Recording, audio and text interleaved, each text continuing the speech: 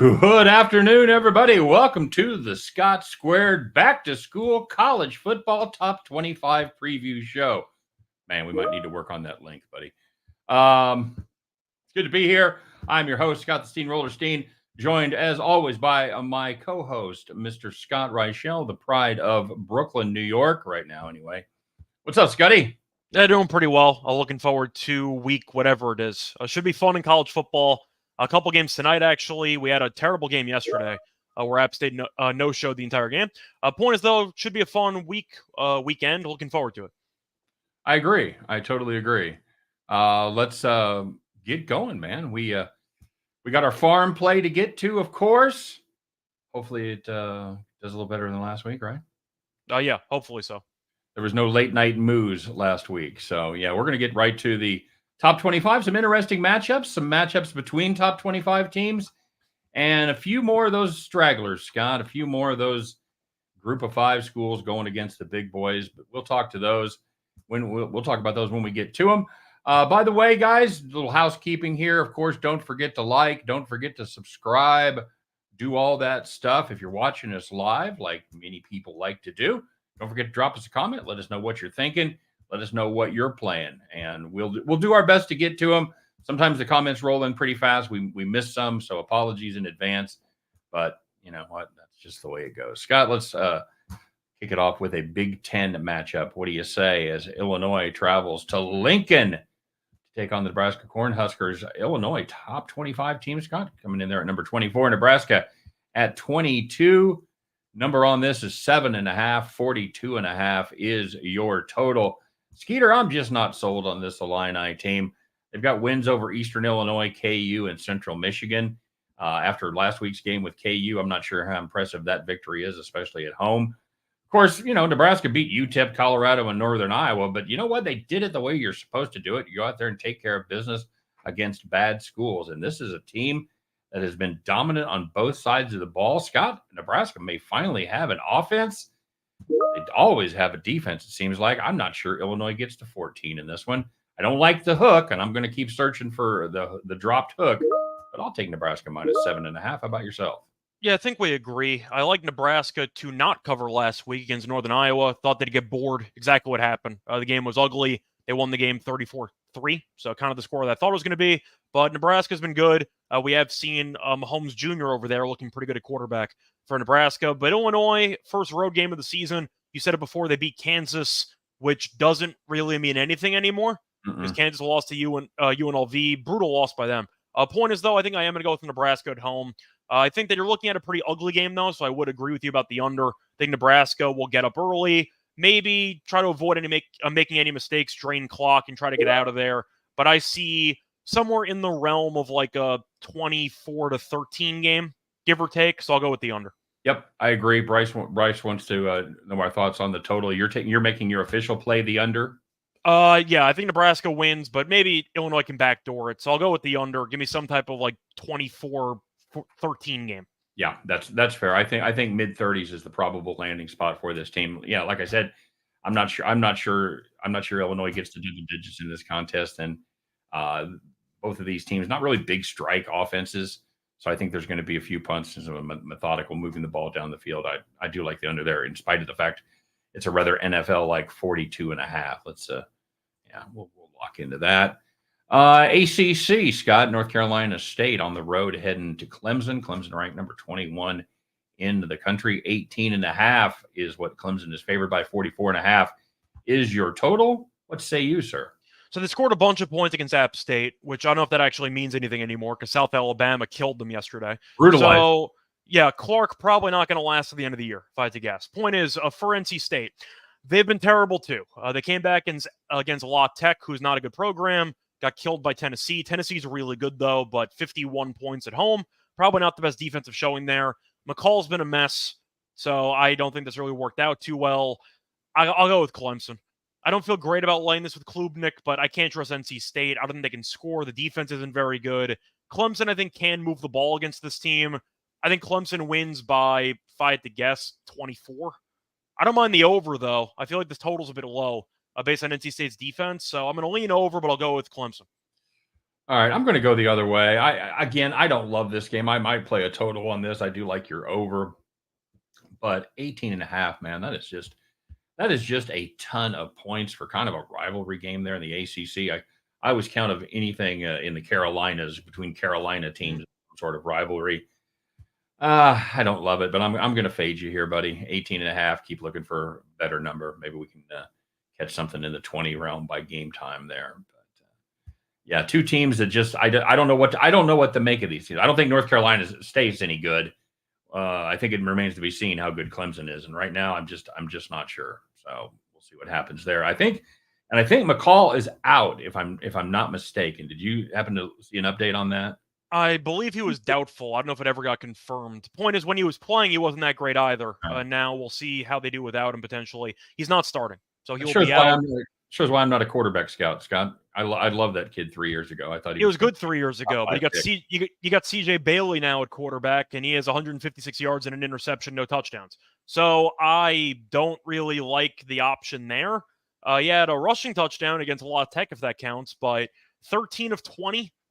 I'm just not sold on the quarterback options here for NC State, so I'll go with Clemson. All right, that's fair. Okay, so now we're going to talk about one of those games that we had alluded to earlier. Kind of a mismatch on paper, probably going to be a mismatch on the field too. Marshall travels to Columbus, take on number 3 Ohio State. OHIO, Scott.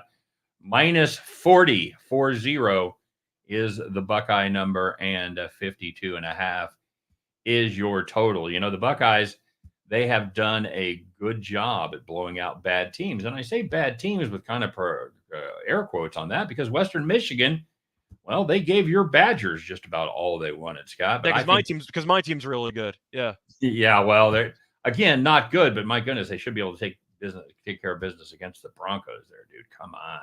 Yeah. I think Marshall is not a good team. Ohio State, I know it's a ton of points, but I think this is a team that wants to make a statement before they head into Big Ten play. Again, probably not a game I'm going to put in my personal repertoire, but I'll take the Buckeyes to cover that number here.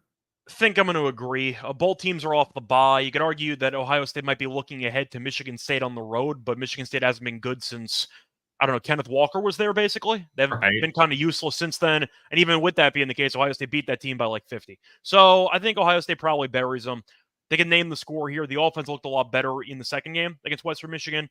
Now you have a week off. You can try to work out some kinks that you had earlier on, but it seemed like Howard was comfortable. The receiving core has been good. The ground game hasn't been as good as I thought it was going to be, but they still, of course, can have a lot of big plays through the ground game. Ohio State probably wins by 6+ touchdowns, if I had to guess.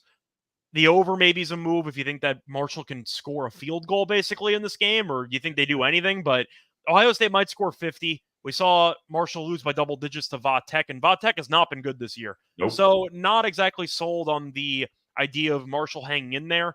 Give me Ohio State at home, probably winning by 40+, but I think I also have to go with the over on principle. I'm not going to try to thread the needle and go 49-0. Give me the over, and hopefully Marshall scores. There you go. A little correlated parlay for everybody. No extra charge on that. Bryce says, all you can eat biscuits for any Ohio State players that transfer to Marshall. Man, you might have to up that offer just a little bit, or those better be damn good biscuits, buddy. All right, let's move on down the road as we look at Iowa State, Scott. Iowa State entertaining a team that we seem to talk about every week. Yep. Either by choice or by the fact they're playing one of these top 25 teams. Once again, it's the Arkansas Red Wolves. Oh, they're traveling to Ames to take on the Clones. They're ranked number 20. 21.5, Scott. Is that what we've got the official number there? 21. Okay. And the total on that is 51.5. What do you got? I think I'm going to take the points here. It's a spot where I will definitely search for the hook, but Iowa State, we saw them beat Iowa. They had a week off last week, so you could argue they'll be motivated, but we know the Red Wolves are really bad at one thing. They can't stop the run to save their lives. The thing is, Iowa State hasn't been able to run the ball since, I don't know, Breece Hall was there. Yeah. They've been a really bad running team. So I think that Becht is going to have to air it out, but Arkansas State's pass defense has been tolerable. Then again, they faced off against Michigan's quarterback situation, which is a complete lost cause, but they caused their quarterback to get benched. I don't know, does that count? That counts for something as a consolation prize. Bring on the orgy. Yeah, pretty much. But the point is, their walk-on starter was so bad he got benched. I think Beck's good, but they can't run the ball. So if the point is the favorites of 3 touchdowns don't excel in the area that they kind of need to completely thrash this defense, I think that Rayner and company can move the ball. We saw them move the ball a bit against Michigan. They kicked a couple field goals. They covered. I think they'll lose this game by 17. 21's a lot for Campbell, who I still don't really trust him as a coach. So I'll fade the really bad running game, and I'll back the Red Wolves plus the points. I'm off the Wolves, man. I'm off the Wolves. I think there's going to be. I keep trying to, but they screwed us last week, both like Michigan. They covered that one, so it didn't work out. So whatever. The Red Wolves have been death to us. We took them as our first farm. That didn't work out. They gave that away. We had Michigan in a get well spot last week. That didn't work out. They scored their points late after they took Rayner out, but I think he's going to start again. There's some talent on this Red Wolves offense. Defense still let's say call it a work in progress. I think this is a Cyclones team. You nailed it right on the head. They're going to have to throw the ball to win, and I think they are going to throw the ball. I think there's going to be a ton of points in this game. I'm going to go ahead and just take the over and call it good. Yeah, that's fine. How about Miami of Ohio traveling to South Bend to take on the number 17 ranked Notre Dame Fighting Irish? We've got this number currently at 27.5, 43.5 is the total. Scott, something tells me that the next generation of Gabberts is not going to be holding a clipboard in the NFL. This offense is dreadful for the Red Hawks. Decent defense, but I think they're going to spend too much time on the field. This one may be close early, but I think the Irish pull away late in the third quarter and the fourth quarter and get the 4-touchdown cover here. Yeah, I was wrong about the game last week. Thought that Purdue off a bye could keep it somewhat competitive, and they did not. As Notre Dame beat them by about 59. For this one, I got to go with Notre Dame. You mentioned 27.5. I see some 28s out there. I'll take it. We saw Notre Dame lose to a MAC team earlier this season, but Miami, Ohio tells you the difference between MAC football and other actual conferences or independents, because we saw Ohio State beat both those MAC teams by about 100 and something points, and yet Miami, Ohio still might win the conference, even though they're getting killed right now by Cincinnati. They did really nothing, lost by double digits, scored 6 points against Northwestern. If you score 6 against Northwestern, have fun trying to beat this Notre Dame team. I think Notre Dame will probably be close to pitching a shutout here. They might score 40 and change themselves. I think Miami contributes nothing to the total. Notre Dame might get to 40 once again. So give me the Irish 38-3. Very nice. Very nice. Let's talk about number 11 ranked USC traveling to the Big House to take on at number 19 ranked Michigan. USC 5.5-point favorites there in the Big House. Scott, what's going on? So it has been dropping. I see 4.5 now. Main question is Orji any good? We don't know because he is kind of a run-first quarterback, but he got benched for a walk-on, so he can't be that good. As for USC, they were able to beat LSU. We saw them beat Utah State by a ton. Point is, though, we have seen USC struggle in the past traveling to the East Coast or Midwest. So we'll see how they look traveling. It's on the road, so it's in a tough environment, but it comes down to physicality to me because USC's defense has actually been pretty good, and they seem to be pretty physical. We know Michigan prides itself on being a very tough, physical team. This year, they haven't really been good at it, but they have 2 running backs who've been pretty good so far this season. I think I'm going to take the points. I think it's really a tough spot because USC is the popular pick. They've been dominant this season. We saw them beat LSU. I get it. But Michigan getting points in the Big House, I feel like this line's kind of trappy. And the fact the line's been dropping tells me that the books are kind of daring you to take USC. I think Michigan might be able to have something for USC with the ground game. I'll go Michigan. Hopefully, Orji doesn't embarrass himself out there. I'll also hope he washes his hands. But I am going to go with Michigan plus the points at home. I feel like we're just doing this. It's the same preview that we did for the Texas game. Pretty much. I mean, I like Texas in that game. I thought Texas was going to kill him. We both did. I just haven't been impressed with this Michigan team yet. They're not that good. Yeah, they got a win over Fresno, but the Bulldogs can't stop anybody on the ground. Even in that win against Arkansas State, they let Arkansas State move the ball and flip the field, even if they weren't able to score. They played 2 G5 schools, and they've been able to run the ball, but when they played a real defense in Texas, 284 total yards, 80 on the ground. That does not bode well. I like this Trojans defense. They've got rid of the Grinch who stole their hopes and now play a legitimate defense. This is a well-balanced USC offense. They've got two great backs in Marks and Joyner. Moss has been everything they hoped for, putting up over 300 yards a game. I don't think Big Blue is up to the task here, buddy. I'm going to get okey doked, but I'm taking it. I'm going to lay the points with USC in this 4.5. So you're picking the Trojans to beat the Orgy. I'm always, okay. All right. Always. Cool. Just making sure. All right. We're going to keep making jokes, by the way, as long as he starts. So it is. 100%. Yeah. We've got what 12 more weeks, 10 more weeks worth. Absolutely. Well, assuming Michigan's still ranked by then, we might toss them out if they're not ranked. So agreed. Okay, so here's an interesting battle. UCLA travels again across the country to the bayou, the swamps of Louisiana, to take on LSU. LSU ranked 16th.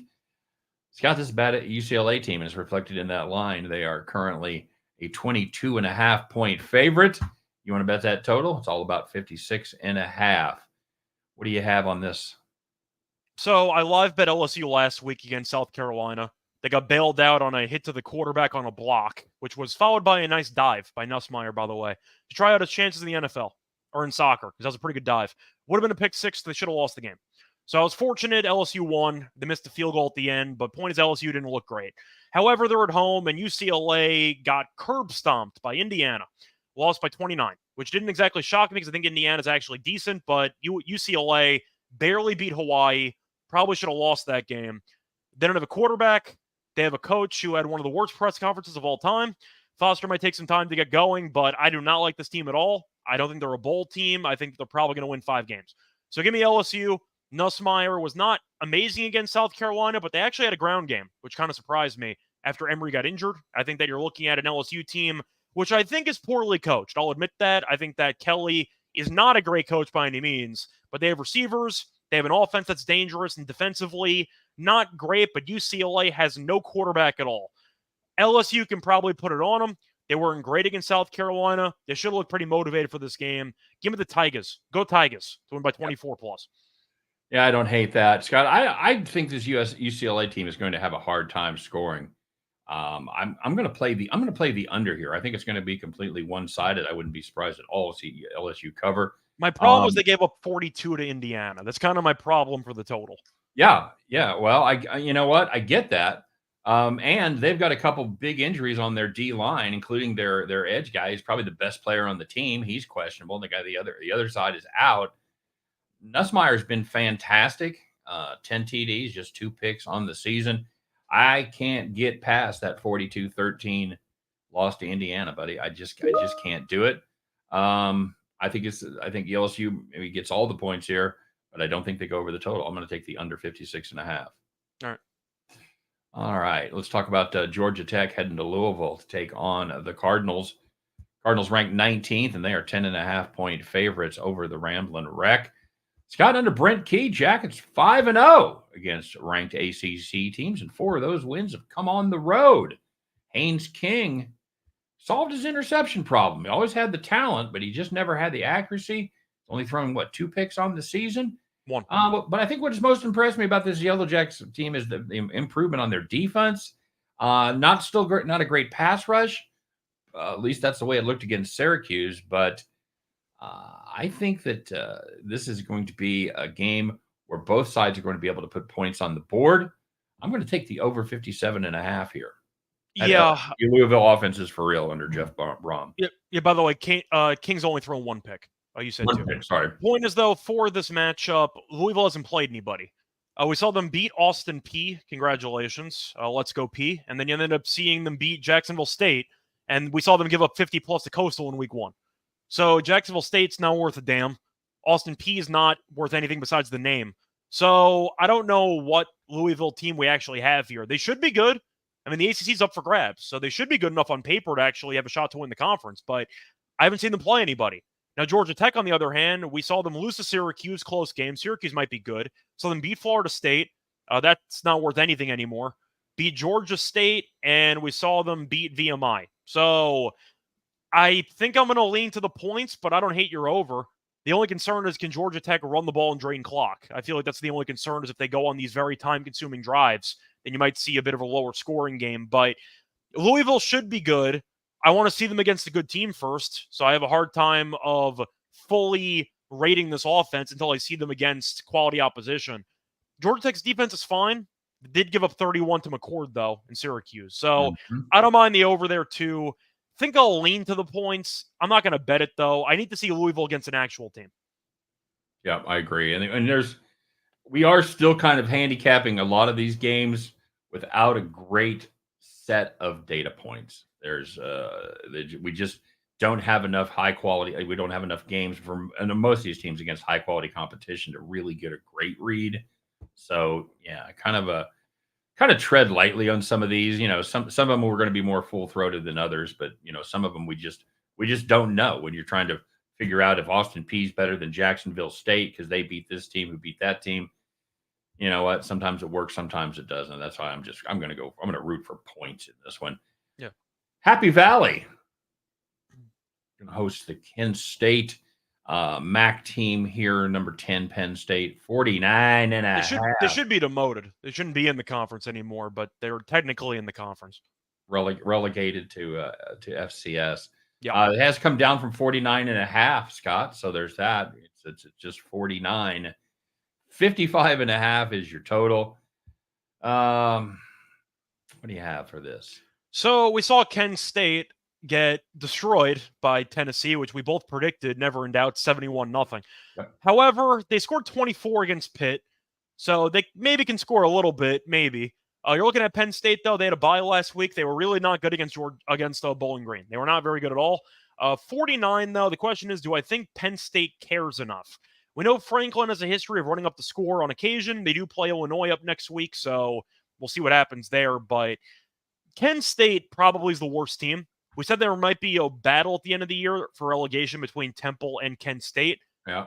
Temple hung in there against Coastal. Kent State did not. So they're probably the worst team in all of FBS. Oh, boy. How many points does Kent State need to score to cover this? 7. Do you think they get there? Bowling Green did score 20 and change. I might take the points. Give me the over. Give me the over in this game. Kent State can't stop anybody, and I think that Penn State could maybe get to 56 by themselves. Give me the over. All right, that's fair. I'm going to hold my nose and take the points here, and hopefully Penn State pulls a lot of starters in the second half as this one gets ugly. Tries to stay healthy for their conference opener next week against Illinois. Yeah, give me Kent State plus 49. Jesus. I mean, you're hoping. I don't hate your over, buddy. I don't hate your over at all in this one. You're hoping Aller throws a pick or two, which is possible, and we saw him throw one or two against Bowling Green. I still don't think he's very good. So yeah, I think Penn State dominates up front. I don't mind a monster game on the ground. If you want to go for like Allen or Singleton, one of them is going to go crazy, probably both. But I could see Aller connecting on a couple of deep passes on play action. I think he might throw a pick, but give me the over. Just give me points. Whatever. You have the same enthusiasm in your voice that I have. I mean, 71-0. Like, I think Penn State can get to 50. That's all you need. Yeah, you're right. Bronco Double says Austin Peay reminds me when I went to 6th Avenue and Austin hit every bar. Outstanding. You ever been down there, Scott? You ever been to 6th Avenue? I have not. A lot of good music, buddy. A lot of good music. Yeah, especially if you go for Southwest, South by. Anyway, yes, Austin, great town. MIZZOU, brother. The number 7 ranked Missouri Tigers. How do you feel, by the way? Number 7. How do you feel? I wish it was the end of the season and they were number 7. Fair. You beat Ohio State last year, you know? Yeah. They almost had some of their second and third string guys healthy. Yeah. I didn't love that game against Boston College, dude. I really thought they'd take a little better control of that. I did. I had the points. Oh, there you go. Good for you. Yeah, Vandy heads there. Take on Mizzou. What do we have it at? 20 and a half. That's what I have. 52 and a half is the number here. Skeeter, I got to tell you, I was ready to be impressed with this Vandy team until they lost to Georgia State. Man, they can't run the ball, and I think they're likely to be behind early. I don't think they can stop Mizzou's offense. I think that's going to be too much for them. Give me the over here. I'm tired of backing my Tigers to cover. I don't want to back Vandy. Give me points. Think I am going to back Missouri here. I like Boston College. I thought they'd be able to drain clock. You could do the Vanderbilt's same idea, but their pass defense is not very good. And Cook has been fine. He hasn't really had to do much, but I think Missouri's passing game is going to get going here. We saw Cook have 2 last week. They finally remembered Burden's on the team because he ended up with 117 yards. Why can't they give him the ball every game? But I think you're looking at a passing attack that's pretty underrated. And I think that Vandy's pass defense is pretty underwhelming. So I think that Missouri will be able to score a bunch of points. Vandy, I think the offense is fine with Pavia, but I think Missouri's defense is still pretty solid. They had the broken whatever play that was for a touchdown pass in the first half, where they dropped the snap and somebody ended up wide open. It was kind of just a messy play. But Missouri dominated the second half. I thought defensively they were actually pretty good in the second half. So I think that there's a gear there that they'll channel into. They're probably not happy about how they played last week. I could see them kind of running it up on Vandy a bit. But Vandy looked good early. Virginia Tech's not any good. That turned out to be a win. That was an overtime, but wasn't overrated at the time? Probably. Yep. So I think Missouri wins by 3+ touchdowns. All right. Well, from your lips to God's ears, Scott. Yeah. Buffalo and Northern Illinois, another MAC battle. Oh, yeah, we got a ranked team here in the MAC. Shout out to the MAC. Number 23 ranked Huskies. That's right. Enjoy it while you can, boys. My prediction is they'll be ranked for another week. They are currently 13.5-point favorites. 42.5 is your number. I can't tell you, Scott, how little faith I have in this Buffalo team. They are just dreadful on both sides of the ball. I like this Huskies team. I think they have a well-balanced offense, and I like their defense, man. They held Notre Dame to 14 on the road. That's got to be worth something. I'm not sure. Again, another game that I'm not sure Buffalo gets to 10 points in this one. That's a lot of points in a MAC game, Scott. 13.5. I'm laying it. Give me weird things happen in the MAC. My question is, if you have a look at, is there a look at against NC State on the road, or no? Because NC State's been terrible, but you're getting paid again. That counts. Yeah, it's a conference game though, man. I don't think you're gonna have look ahead games when you got a conference battle. I was just asking because if you want to make the argument, you could make the argument that there is a game on deck that's a bit more important for Northern Illinois, but it is the first conference game of the season. They're better than Buffalo. We saw Buffalo kill UMass. Congratulations, I guess, but 42.5. It's so tough to cover this line when you're expecting an absolute rock fight. It's just really tricky. I don't think Buffalo's good. I think the Northern Illinois offense is actually pretty good. I think that Brown's a good running back. I think that the passing game's decent, but damn, I don't think Buffalo's going to score much in this game. I think Hampton's good, though. I think Hampton's a pretty decent quarterback there. He's everything that people thought that Gabbert was going to be for Miami, Ohio. I think I'm going to lay the points, but I don't feel great about it. I think I will actually lean to the over, though. I think Buffalo's defense is really not that great, and I think that Northern Illinois can give up some big plays on occasion. I'll lean over, but give me some type of 28-14 final. Okay. I like we're getting. Actually, no, I can't do that because I like the over. So give me some type of 31-14 final.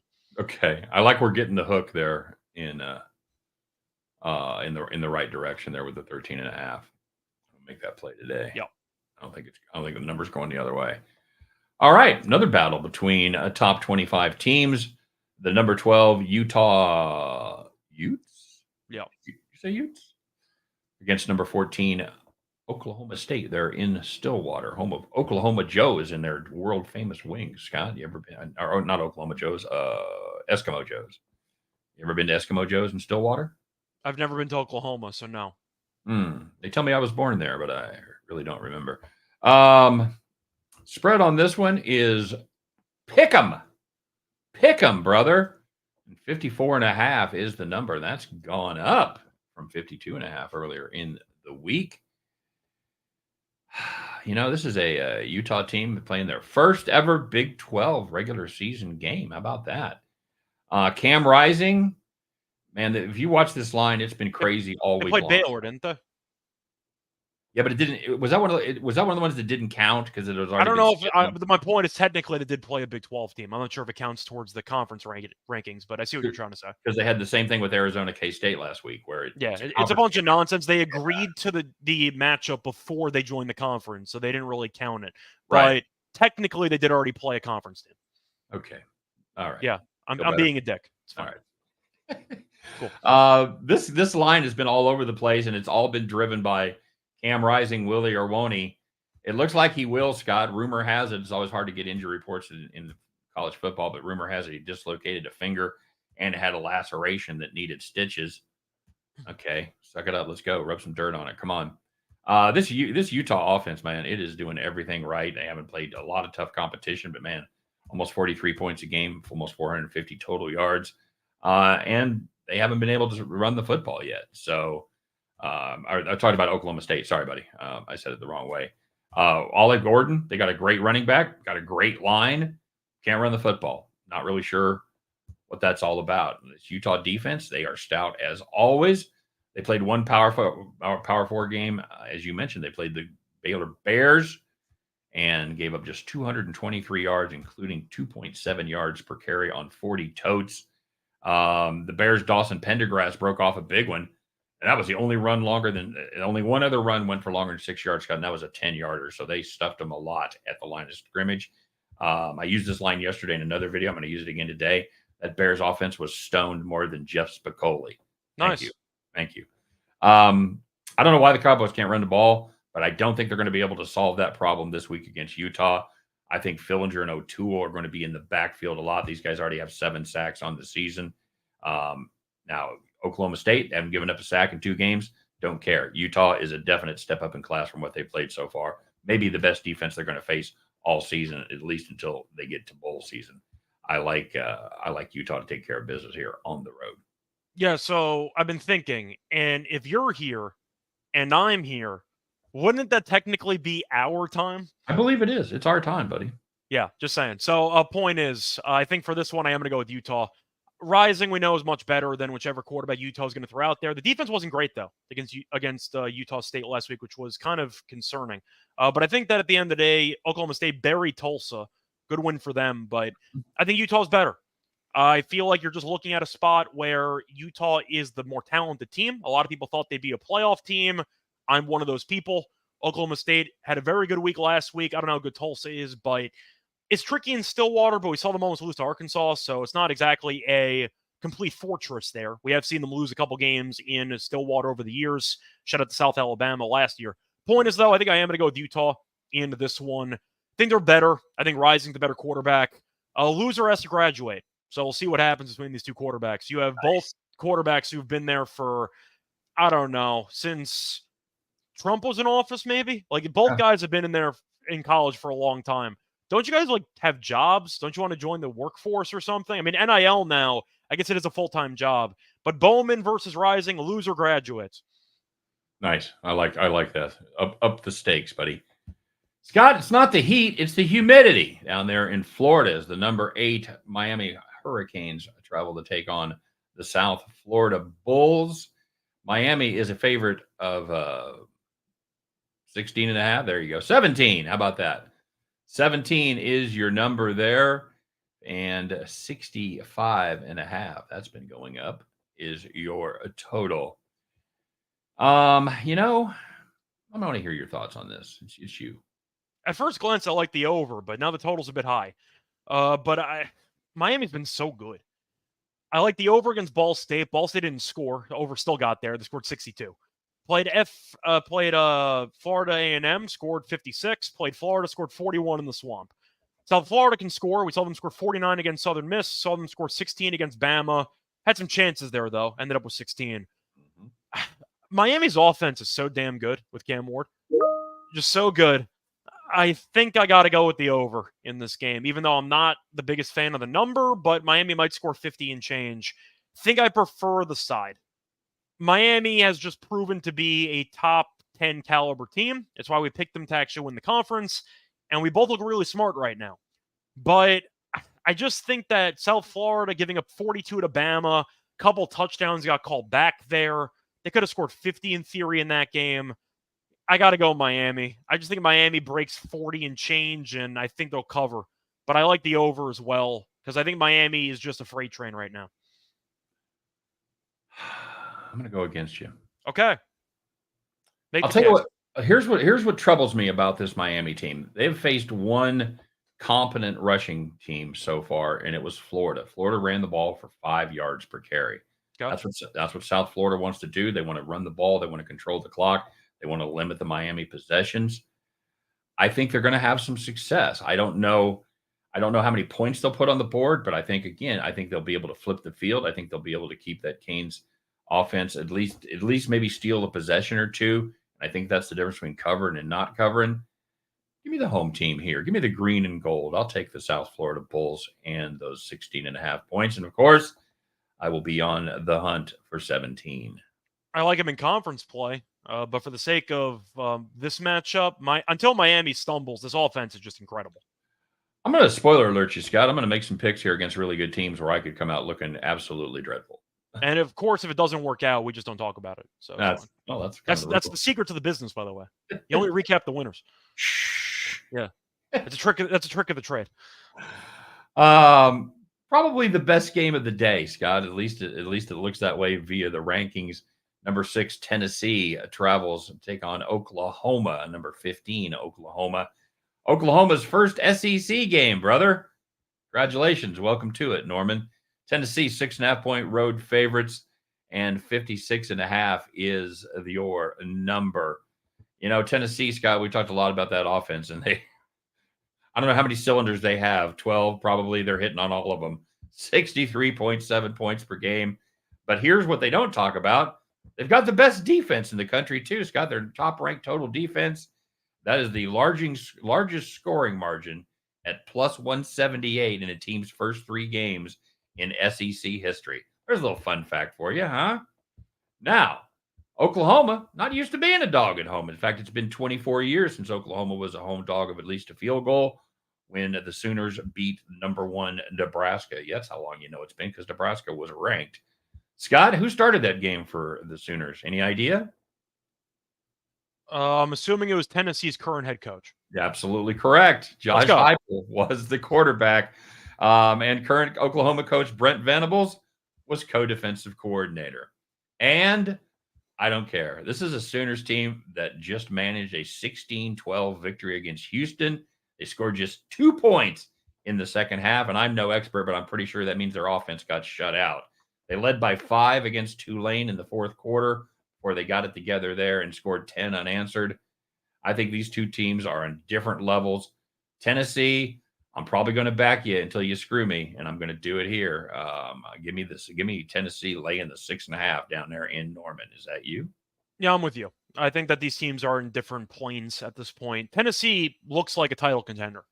I'm not saying they're going to win the title, but I'm saying that if they ended up making it to the semis in the brand new format, I wouldn't be shocked. They look really good. And Heupel's never really been able to develop a defense, and that's kind of the shocking part of the season. Now, they haven't really played anybody worth a damn because NC State turned out to be frauds, but still, they look really good. And Oklahoma, we saw them struggle offensively against Houston. They even struggled offensively against Temple, actually, despite the final score. They were just gifted about 6 turnovers to score with. But I don't think Arnold's that good of a quarterback. I think that Sampson is a phenomenal running back for Tennessee. But I think you're looking at a situation where Tennessee is just better than this team. Might be close for a little while, but Oklahoma at home has struggled against Tulane for a decent portion of that game. Struggled against Houston. It's not like they've been dominant at home. So I'll go with Tennessee. They're the only 10 I see. I'll go with Tennessee to win by 10. Rocky Top, baby. Bowling Green going to pick up another paycheck down there in College Station as they take on the number 25 ranked Texas A&M Aggies. Aggies are favored by 22.5, and this one 51.5 is your total. I know you have thoughts on this one. Let me hear them. I do. Give me the points. I'm not going to pick you to win the conference, but I'm not going to pick you to actually get 3+ touchdowns against A&M. A&M this season has been up and down, I guess. I mean, they hit a rock bottom against Notre Dame. Then they killed McNeese, which is a fake team, and they beat Florida by 13 in a game that Merck started, and it was actually the final game that Napier in Florida. So, yeah, I don't think they've really beaten anybody. Bowling Green hung in there against Penn State. They were within 1 possession for a decent portion of that second half. I like this Bowling Green team. I picked them to win the conference, so I think this team has some talent, and we saw them hang in there against Penn State. Yep. 22.5. I don't trust A&M to score enough points to send this over, so I think it's going to be a bit of a lower scoring, grinded out game. But I think Bowling Green can hang in there. So give me the Aggies to hang in there. Give me the Falcons to hang in there against the Aggies. Yeah, Falcons did a little more than hang in there against Penn State. Actually led at the half, 24-20. Bazelak, as you mentioned, threw 2 second-half picks that were just absolute backbreakers, including the last one as they were just down 4 points. He threw it at his own 18-yard line, which let the Lions put that game away. I'm with you. Way too many points here for me, brother. Anything more than 3 touchdowns, nope, not going to do it with Texas A&M. I've got the Falcons here as well. Let's head down south to Oxford, Mississippi, as the number 5 ranked Ole Miss Rebels host the Georgia Southern Eagles, right? Yeah, that's right. I always get my Georgias mixed up. Ole Miss laying 35. That's down from 35.5. Okay. 67.5 is your number. You know, Scott, everybody talks about this Ole Miss offense, and they are very, very good. But you know what? Defense only allowed 9 points in 3 games so far. That's not. I'm not doing the math. I'm doing the math quickly, but I'm pretty sure that means they haven't allowed a touchdown yet. No, I don't. I think you're right. I think you're probably right, my friend. This is the Eagles passing game that absolutely just tore Boise State to shreds. They were good in their wins over Nevada and South Carolina State. But, Scott, I'm looking at this Mississippi team that went on the road to Wake Forest last week and absolutely destroyed the Demon Deacons, winning by 34. So now you're going to tell me that Georgia Southern is on the same level as Wake Forest? Not buying it. I'm taking the offense here. Give me Ole Miss minus 35. I think I have to agree. Ole Miss looks really good, too. A lot of talented teams in the SEC that could make a potential deep run in the playoff. But I think Ole Miss is just too good for this Georgia Southern team. You mentioned how good the passing attack was against Boise. We should probably mention how good Genty's day was against that rush defense, because I think Parrish could have a monster game on the ground for this one. I just think Dart and Parrish and the receivers are going to be too much for Georgia Southern to handle. Offensively, yes, I think they can move the ball, so maybe if you like an over in this game, but I just think Ole Miss could score 50. It wouldn't shock me. I mean, Wake Forest only scoring 6 against Ole Miss tells you this defense is pretty legit. I'm not saying I like Bachmeier at all, but they're a pretty pass-heavy offense, and they did nothing against this team. So I think Ole Miss wins going away. Give me Ole Miss by 40 and change. Very good. The eyes of Texas are up on you, Scott, as the number 1 ranked Texas Longhorns host. Can you say that again? What? The number 1 ranked Texas Number Longhorns? 1. It's been a while since we've seen number 1. What was that? Vince Young? Maybe Cole. Probably. Cole McCoy, probably. No, Cole McCoy, probably. Don't think so. No, I think Vince Young is what we're looking at there. They're hosting Monroe this week, Scott. Texas is a 44.5 point favorite. 52.5 is the number. Your thoughts on this one? We got Arch Manning making his first ever start. So there's that. I think they're going to try to run it up on him. I think Texas probably kills him. I think I prefer the over in this game. I see points. I think you're looking at Texas probably breaking 50. They play Mississippi State next week, who's a terrible SEC team. So no look at spot there. I think Texas kills this team.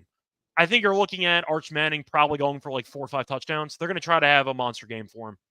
And of course, I do think his talent as a 5-star will be too much for U Monroe to handle. But U Monroe this season is 2-0. They have been able to scored 32 against UAB and scored 30 against Jackson State. So congrats, I guess. Can they score a touchdown? Sure. UTSA scored 7. I think they could score, but we saw Texas win 56-7. See a pretty similar score line here. Give me some type of like 55-7, give or take. Give me the over and give me Texas. But 52.5 feels a bit low. I think Texas can score 50 and change by themselves. Well, I may be getting the old okey doke here from the War Hawks, but I like the fact that they were able to beat that UAB team and beat the brakes off them. That's it. UAB had a nice win this year, didn't they? Didn't they step up with one game? With Dilfer? Huh? You know, Dilfer is the coach. They beat Elkhorn State. That's all they got. They hung in there against Arkansas, but they lost against Arkansas. That's the one I was looking at there. They did. They beat us. Didn't we have that was a farm, right? No, we had farm was no. Coastal. with Yeah. Coastal. Okay, that was the same week. All right. So I had that as a premium. Sorry, that was just my bad pick. So yeah, this isn't the usual trash Monroe team that we're used to seeing. That's in the bottom 5 in the country. I'm not saying they're a good team, but they showed me a little something there against a not half bad UAB team. I think they can keep it close. I keep close-ish, closer than 44.5. I'm going to fade you here. This is one of those games I was talking about where if I'm wrong, it's going to look really, really bad because it's going to be like 65-0 or some shit. But I like Monroe with the 44.5. I think Texas starts substituting in the heat there in the second half and slows the game down. Monroe will be able to do enough to beat that number. So does that mean we agree on the over though? Because you're picking Monroe to actually score some points. Yeah. Okay. I think it's got to be over. Last game on my card, buddy, as the Kansas State University Wildcats travel to Provo, take on BYU. Kansas State, by the way, ranked number 13 in the country. They are 6.5-point road favorites. This is going to be the battle of the dual threats. These guys have got Avery Johnson going for K-State and Retzlaff going for BYU, the pride of Riverside County. Kids getting it done this year so far. They haven't played very tough competition, but Retzlaff averaging 318 all-purpose yards per game. But Kansas State showed me something last week against a ranked Arizona team. They killed that team. They did kill that team. That defense really stepped up and limited the opportunities for the Arizona Wildcats. I think they do the same thing. I'm not impressed with this BYU offense at all. I think, late they may get some, but I think by then K-State has it out of sight. I'll lay the 6.5 with the Wildcats. So initially I was tempted by BYU, but now we crossed over a key number. And I don't want to say I'm going for a middle there, but 6.5, I got to lay it with Kansas State. We mentioned before that they shut down Arizona. Arizona scored on the first drive of the game. And that was Didn't score again. Yep. So we know that they have a great overall passing attack with McMillan, who should be a first-round pick, probably first receiver off the board, arguably. They shut down that passing attack pretty easily, and BYU loves to throw the ball. Because I am going to give you a trivia question here. Do you know who is leading BYU in rushing and how many yards they have? A reminder, BYU has played a total of 3 games. Who is leading the team in rushing yards and how many yards do they have? Whoever their quarterback is. It's Retzlaff, that's correct. Retzlaff, that's right. And they have, if he's averaging 313, I'm going to say he's got 175 yards rushing. 113 rushing yards. Yeah. Geez. That's the leader of the team for rushing yards per game. This team can't run the ball. And we saw Kansas State's pass defense look really good last week against a pretty pass-heavy offense. Mm-hmm. I think it's a bad matchup for BYU.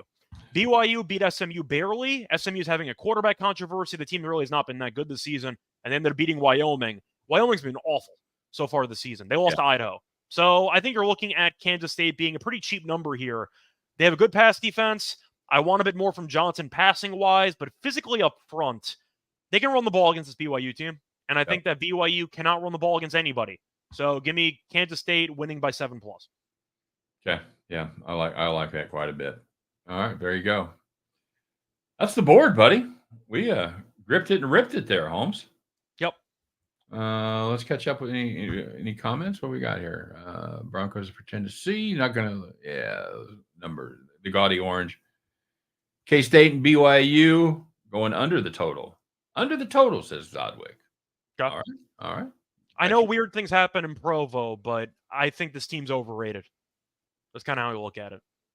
Yeah, I think so too. I think they're getting a lot of respect based on past performances. For beating Wyoming, who lost to Idaho? No, Wyoming past seasons, not. No, I'm just saying that too with Provo. I'm saying this year too. They're undefeated. They're at home. They're like, oh yeah, great spot.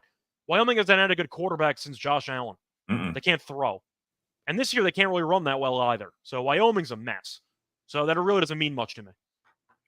Yep, I agree. And Scott, we're not that smart, but if you can't run and you can't pass, I think it's going to be a long day. Yeah, it should be. That's all I'm saying. So, all right, there you go. One thing left to do, Scott. As we do this show, we have people stop by. And by the way, we're upping the viewers every week, buddy. We're like adding 50% every week to our live views. So thanks for spreading the word, everybody. Thanks for tuning in every Friday, making it part of your routine. We appreciate it.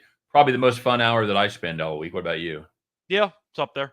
Okay. I'm sleeping most of the hours anyway. So yeah, this is fun. That's fair.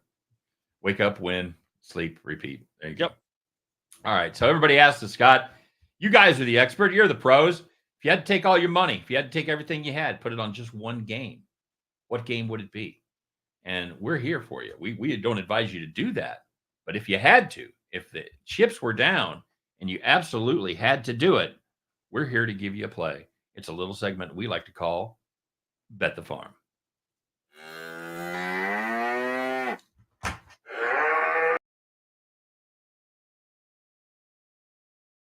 Oh, yep. Ma'am? Yeah. Afternoon. Howdy. All right, Scott. Bet the Farm. What are we, 1-2 this year? I think so. I'm trying. Yeah. We didn't do a week 0, so no. Yeah. All right, let's go. Let's turn this around. We've got a play today that we like. You ready? Unveil that sucker, buddy. So we're going to go to the Boston College and we're going to go to the Michigan State game. And for this one, Boston College laying 6.5. We didn't mind that, but we are going to go with the under instead at 45.5. Michigan State offensively, the quarterback might tell you to bet the over, but we like the unders because this offense not very good. Saw them struggle against FAU. Offensively, they've looked, let's just say, underwhelming so far this season. And Boston College, we know offensively, is a solid unit with Castellanos, but we have seen them look a little bit shaky at times, and we do know that they drain a lot of clock. They love to drain clock. That's why Missouri had a hard time covering. They just couldn't get off the field. So I think that Boston College might score some, but they will drain a bunch of clock in the process. The game is also is going to be in Boston College. So it's going to be the second road game for Michigan State. Ended up having a decently high-scoring game against Maryland at 51. Maryland, though, is a pretty good offense, and Michigan State ended up going, let me see the total on that one. It was 44.5, so I'm not going to overreact too much to one high-scoring game. Maryland's defense is not very good. Boston College, though, shut down Florida State. They look good defensively. Kept Missouri in check for about a half, give or take, or at least a quarter and a half. See a low-scoring game here. Think Boston College wins, probably drains clock. Game turns a bit ugly, but it's mostly going to be Michigan State's offense and not doing much throughout the course of this game. And the defense for Michigan State is pretty good. So we're going to go with the under. Give us some type of 24-17 final. I like it. And as you touched on, we kind of went back and forth on this one because we like Boston College too, but ultimately we landed on the under, and I think that is the play. So there it is, guys. That's your Bet the Farm, Michigan State Spartans and the Boston College Eagles under 45.5. They're in Boston. So there you go. What was it? Did you say clock? Yes, that's draining the clock. Thank you, Zodway. If you watch Boston College, you know they will snap it with like 5 seconds on the play clock. Every time just saps your will to live if you're trying to cover a number or get to the over. Absolutely true. So there it is. That's a farm. That's a show. That's a week. Everybody, as always, thanks very much for watching. Thanks for tuning in. We couldn't do it without you. We're having a blast being back to do this. So everybody have a fantastic weekend. Let's kick it off tonight with a big win and then just cruise right onto the weekend and sweep the board. All right. Till next week, I'm a Scott. He's a Scott. This is Back to School, and we'll see you next Friday, 2 p.m. Eastern, 1 p.m. Central. Take care, everybody.